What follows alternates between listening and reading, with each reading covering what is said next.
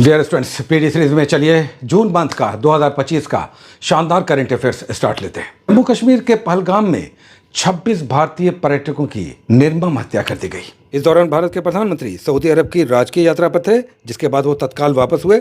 इस हमले की जिम्मेदारी द रेजिस्टेंस फ्रंट यानी TRF ने ली है। याद रखिएगा, 22 अप्रैल को यह घटना हुई पहलगाम में, जम्मू कश्मीर में। वक्फ संपत्तियों के पारदर्शी प्रबंधन के उद्देश्य से जो वक्फ अधिनियम आया है, संयुक्त समिति की रिपोर्ट के बाद अंततः संसद से यह पारित हो गया है, जिसका शॉर्ट में नाम उम्मीद एक्ट होगा। उम्मीद का मतलब हो गया unified management empowerment efficiency and development act, short में उम्मीद एक्ट। इसके लिए जो संयुक्त संसदीय कमेटी गठित हुई थी, उसकी अध्यक्षता बीजेपी के जगदम्बिका पाल ने की थी।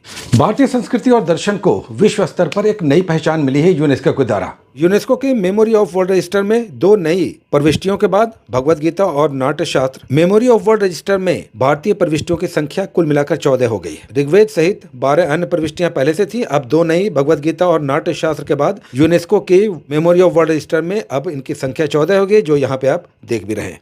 तमिलनाडु विधानसभा से कई सारा बिल पारित होने के बाद भी राज्यपाल की स्वीकृति नहीं मिलने से संबंधित मामले जब सुप्रीम कोर्ट में पहुंचे, तो सुप्रीम कोर्ट ने इस पर अंततः अपना एक युगांतकारी फैसला सुनाया, जिसके अनुसार राज्यों के राज्यपालों को अधिकतम 3 महीने के अंदर अब अपनी स्वीकृति देनी होगी। श्रीलंका के कच्चा तीवी द्वीप, जो भारतीय द्वीप था, इसे तमिलनाडु विधानसभा में फिर से वापसी की मांग दोहराई गई है। कच्चा तीवी द्वीप जो 1974 में एक समझौते के तहत श्रीलंका को सौंप दिया गया था, अब तमिलनाडु ने इसकी मांग की है और तमिलनाडु विधानसभा से इससे संबंधित एक प्रस्ताव पारित हुआ है। केवल नाम याद रखिएगा, कच्चा तीवी द्वीप। देश का पहला वर्टिकल लिफ्ट ब्रिज, जो पंबन ब्रिज कहलाता है, उद्घाटित हुआ है हाल ही में, जो रामेश्वरम को तमिलनाडु की मुख्य भूमि से जोड़ेगा। याद रखिएगा, पहला वर्टिकल लिफ्ट सी ब्रिज तमिलनाडु में उद्घाटित हुआ है। BCCI यानी भारतीय क्रिकेट कंट्रोल बोर्ड ने खिलाड़ियों से संबंधित एक कॉन्ट्रैक्ट लिस्ट जारी किया। इसमें ग्रेड A+, जो सबसे उच्च ग्रेड है, ग्रेड A+ में 4 खिलाड़ियों के साथ कॉन्ट्रैक्ट साइन हुआ है। इन 4 खिलाड़ियों का नाम याद रखिए, एग्जामिनेशन में आ सकता है। ग्रेड A+ के 4 वो खिलाड़ी कौन से हैं? तो रोहित शर्मा है, विराट कोहली हैं, जसप्रीत बुमराह हैं और रविंद्र जडेजा हैं। अंतर्राष्ट्रीय घटनाक्रम में साउथ कोरिया के राष्ट्रपति का पदत्याग हुआ है, उन्हें पद छोड़ना पड़ा है, महाभियोग चला है। राष्ट्रपति युन सुक येओल, नाम याद रखिएगा राष्ट्रपति का, युन सुक येओल को उनके पद से हटा दिया गया। थाईलैंड और म्यांमार में भीषण भूकंप के बाद भारत ने ऑपरेशन ब्रह्मा चलाया है। Point to be noted, operation Brahma चला है राहत अभियान भारत के द्वारा। 7.7 का भीषण भूकंप आया पिछले दिनों। बिम्स्टेक यानी बे ऑफ बंगाल के तटीय 7 देशों का संगठन, बांग्लादेश, भूटान, म्यांमार, भारत, नेपाल, श्रीलंका और थाईलैंड, 7 देशों का बिम्स्टेक शिखर सम्मेलन हुआ। 6ठा शिखर सम्मेलन था और ये थाईलैंड की राजधानी बैंकॉक में हुआ है।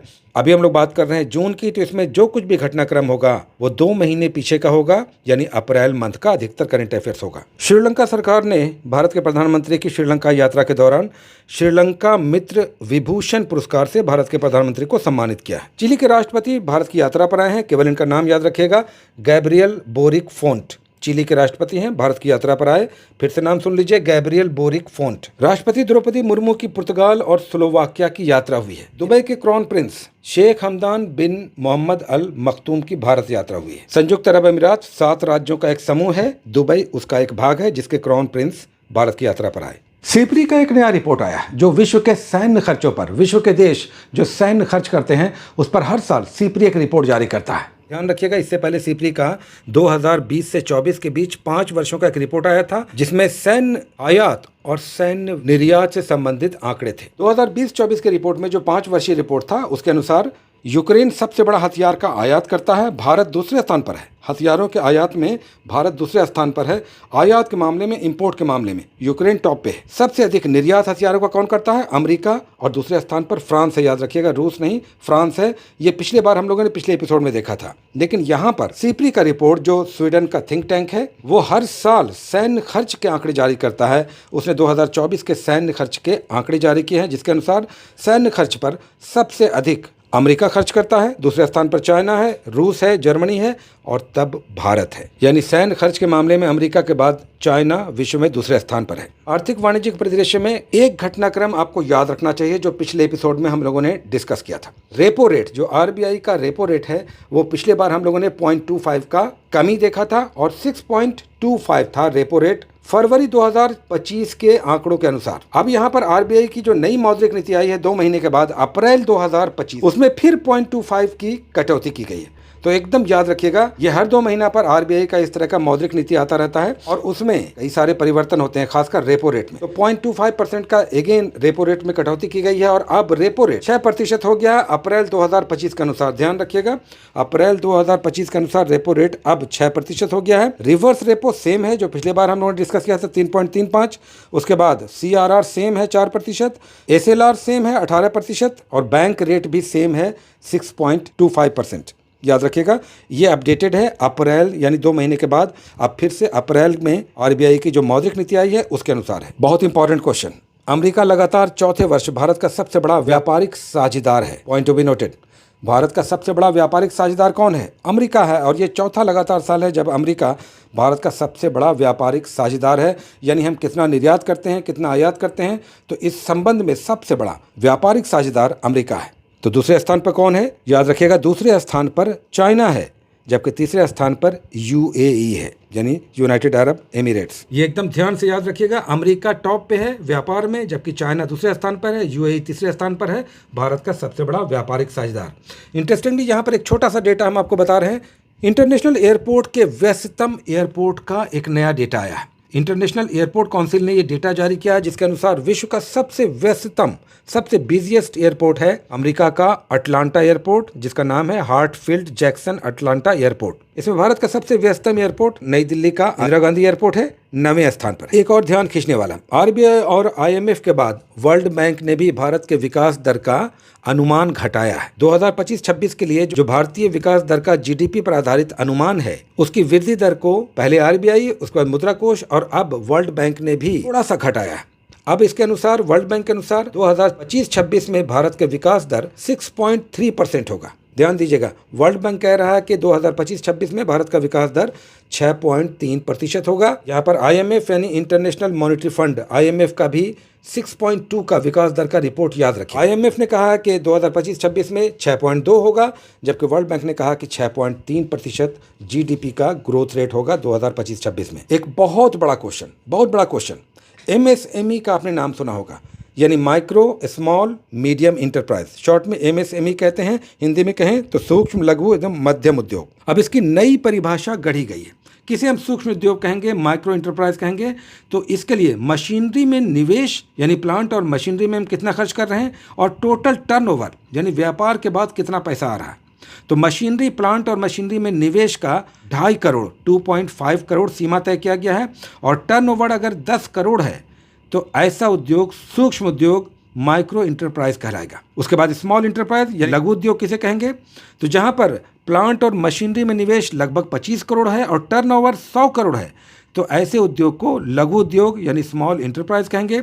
और मध्यम उद्योग में 125 करोड़ का मशीनरी और प्लांट में निवेश अगर है और 500 करोड़ का टर्नओवर है तो ये मध्यम उद्योग है, मीडियम इंटरप्राइज है। वेरी वेरी इंपॉर्टेंट, इसे कहीं पर नोट कर लीजिए। मशीनरी और प्लांट में निवेश उसको एक जगह लिखिए और टर्नओवर एक जगह लिखिए। एग्जामिनेशन में निवेश भी आ सकता है, एग्जामिनेशन में टर्नओवर भी आ सकता है। Very very important. नेक्स्ट, बहुत इंपॉर्टेंट, मोस्ट फर्टाइल नवीनतम सामान्य ज्ञान, जिसमें भारत के प्रधानमंत्री की निजी सचिव निधि तिवारी बनी, प्राइवेट सेक्रेटरी निधि तिवारी बनी है। सुप्रीम कोर्ट के सेवानिवृत्त न्यायाधीश दिनेश माहेश्वरी 23वें विधि आयोग के अध्यक्ष बने। लॉ कमीशन के नए अध्यक्ष D माहेश्वरी, नाम याद रखिएगा। इंडियन बैंक एसोसिएशन यानी भारतीय बैंक संघ के नए अध्यक्ष CS शेट्टी हैं।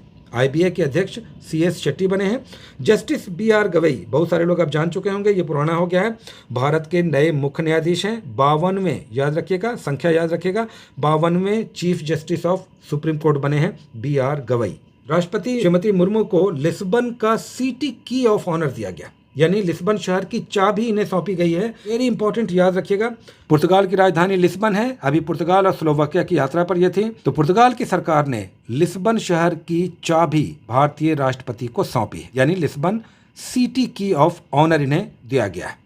स्लोवाकिया में इन्हें डॉक्टरेट की मानद उपाधि दी गई है। दूसरी ओर भारत के प्रधानमंत्री को श्रीलंका के मित्र विभूषण पुरस्कार से सम्मानित किया गया है। पिछले दिनों भारत के प्रधानमंत्री श्रीलंका की यात्रा पर थे।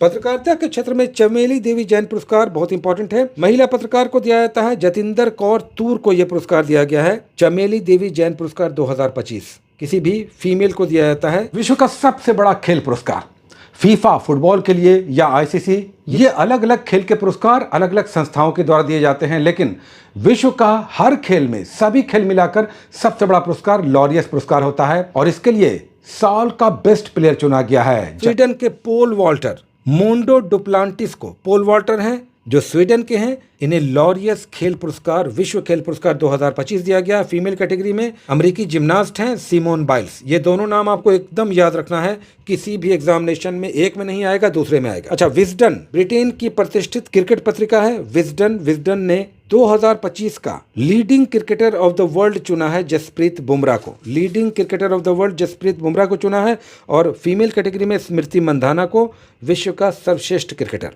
तो दोनों विजडन क्रिकेट पत्रिका के द्वारा विश्व स्तर पर सम्मानित हुए हैं। यहाँ पर आप देख सकते हैं पिक्चर भी। लता दीनानाथ मंगेशकर पुरस्कार घोषित हुआ है। बिरला फाउंडेशन के कुमार मंगलम बिरला को यह पुरस्कार दिया गया है, दीनानाथ मंगेशकर पुरस्कार 2025। गणित के क्षेत्र का ऑस्कर पुरस्कार कहलाता है एबेल पुरस्कार। यह दिया गया है जापानी गणितज्ञ मासाकी काशिवारा को। बार बार इसे रिवाइज कीजिए, याद रखिए। जापानी मैथमेटिशियन मासाकी काशिवारा को गणित के क्षेत्र का नोबेल पुरस्कार कहलाता है एबेल पुरस्कार।